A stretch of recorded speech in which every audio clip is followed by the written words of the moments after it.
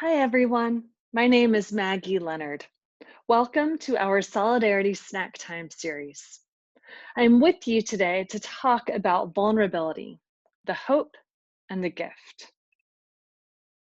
According to the Merriam-Webster Dictionary, vulnerability refers to one's capability of being physically or emotionally wounded, or open to attack or damage. Those who respond to natural disasters categorize vulnerability into four different types: economic, physical, social, and attitudinal, all of which are ways that individuals might experience harm or damage. But what we wish to talk with you about is emotional vulnerability, which social worker Brene Brown defines as uncertainty, risk, and emotional exposure. It's about leading with the heart. It's about living with an open, wide heart and the uncertainty and risk that accompanies that. Vulnerability is consciously choosing not to hide your emotions or desires from others. It is freely expressing your thoughts, feelings, desires, and opinions, regardless of what others might think of you. Vulnerability, by definition, means that we have left ourselves open to the possibility of being hurt. And that anticipation of how another might respond to our disclosure leaves us feeling uncomfortable, maybe even queasy. And it's the key to having close relationships. To be vulnerable requires courage.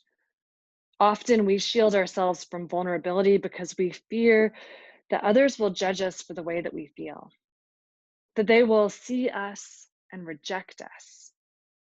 However, when we shield ourselves from the hurt that could result from vulnerability by avoiding it, we also shield ourselves from the love, intimacy, and connection that comes from being seen and accepted. Vulnerability requires us to give up control and to live with hope for what may become as we are truly seen and others allow us to truly see them. Vulnerability has the possibility to cultivate connection. If we only ever present an idealized version of ourselves, we'll find that we are separated from others, not only because they don't understand the fullness of our beauty and pain, the complexity of our being as influenced by the breadth of our experiences, but also people don't trust perfection. And with good reason, it just doesn't exist. To be vulnerable is to have the courage to truly be seen with all of our scars, living with hope and courage for what may grow.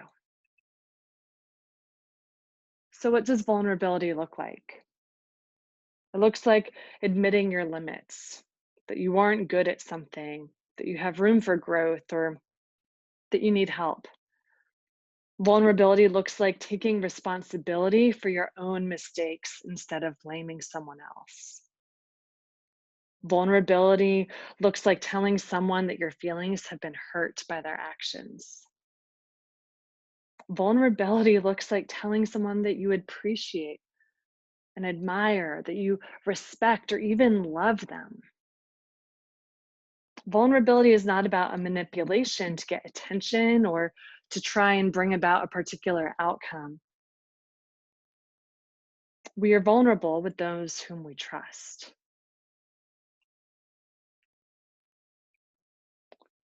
So, how do we become more vulnerable?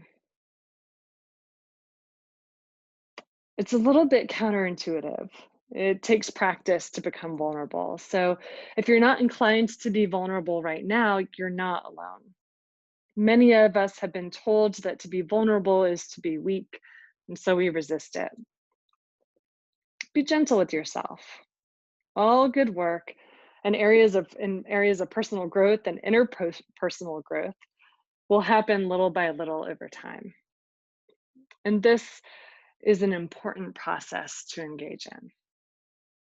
So, first, you have to believe that you're worthy of respect and that you can be trusted. Secondly, you have to start to witness the different emotions you feel during the day. You could even keep a log or journal of those feelings. How do the emotions affect you? What do you do to respond to them? Like, is there a pattern for how you respond to sadness or how you respond to anger, how you respond to joy? Maybe you talk more, maybe about something entirely different because you want to deflect, or maybe you talk less, turning inside, getting really quiet. Maybe you make a joke. Maybe you ignore whatever the feeling is, pretending that nothing happened. Maybe you leave, you flee the situation entirely. What do you do?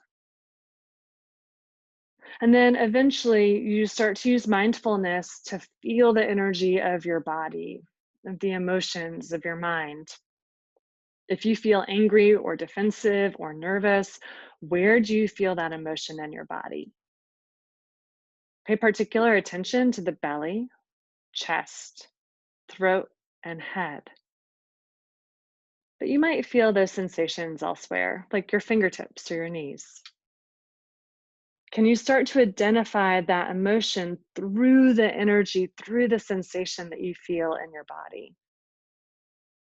Can you notice when you try and resist that feeling, that emotion, when you ignore it, when you distract yourself from it? And then start to try and resist turning away from the uncomfortable feelings. Can you allow yourself to feel those feelings without reacting to them? Even if it's just a breath or two longer than normal. If you can sit with the emotions, it creates this space for you to decide how you want to respond. It's no longer a knee jerk reaction. You get to consider what response would be true to who you are and to what your values are. Find strength in doing what you choose by trusting that you can handle whatever the outcome might be. Because a lot of times we're scared that if we speak our truth, if we name our hurt, that we'll be abandoned, that we won't be able to handle whatever the other person does to respond. You can only control your response, no one else's. And to always respond with a concern for someone else means that you're captive to their emotions. Sharing your feelings and owning your response takes guts, and it helps others to understand what you stand for. It helps them to see you more clearly. Practice sharing your hurts and truths with those whom you trust.